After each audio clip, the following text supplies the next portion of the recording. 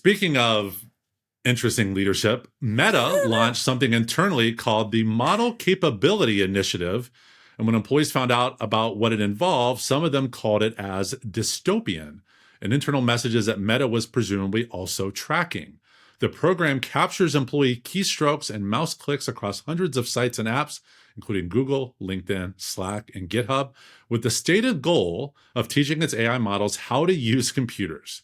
To do that well, you need a quote-unquote big and unbiased data set of how people work.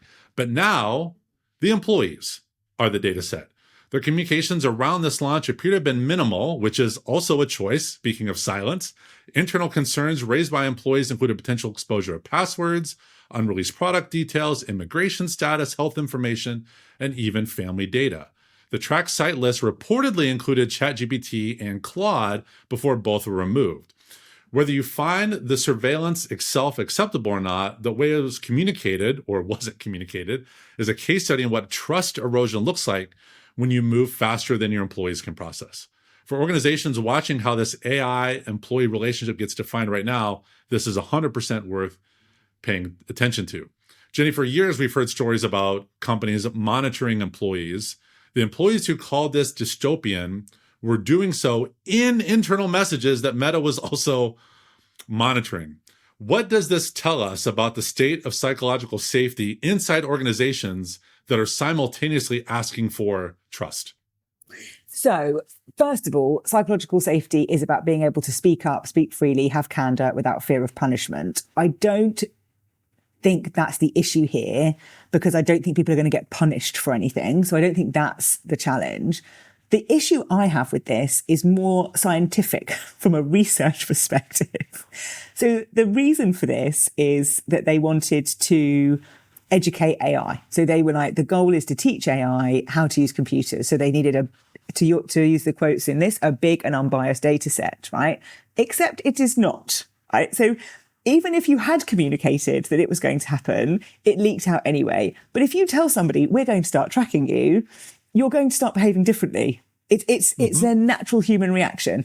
If you then find out that you have been being tracked, you're going to behave differently. So nothing about this is unbiased. It's probably big, but this is not actually going to do anything. And if I found out this, I would start doing things really oddly in the hope that it does.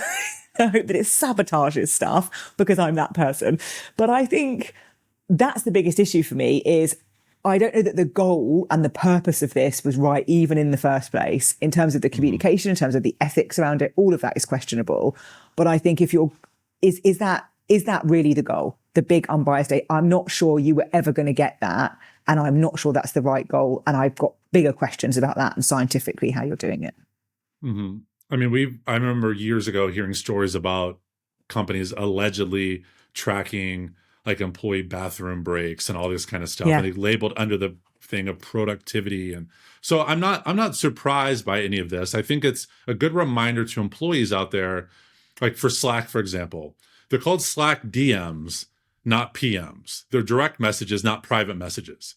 At any point in time, your company can go in and see what you're typing, what you're doing, what those messages are. So you know that this shouldn't come as a surprise. I just think when you think about the types of relationships that people have, they might be sharing sensitive information.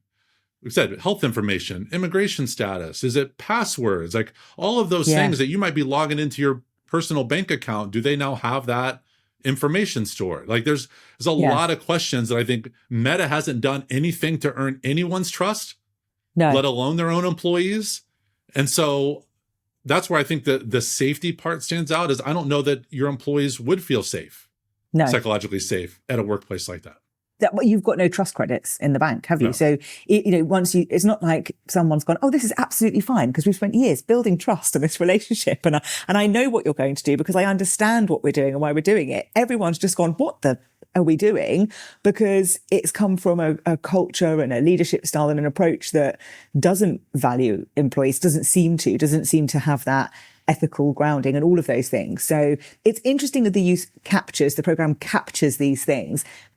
What is it to capture? Like, what is it like? I'm thinking of like a net when you go fishing, and it's like, is it a net that's got like hardly any holes, so you get all the fish, even the tiny fish, or is it one that's just got big holes, so you just get the big fish and all the little ones can go away? What are we capturing? I think there's too many questions, and I think it is just overall just a very bad idea and not particularly thought through.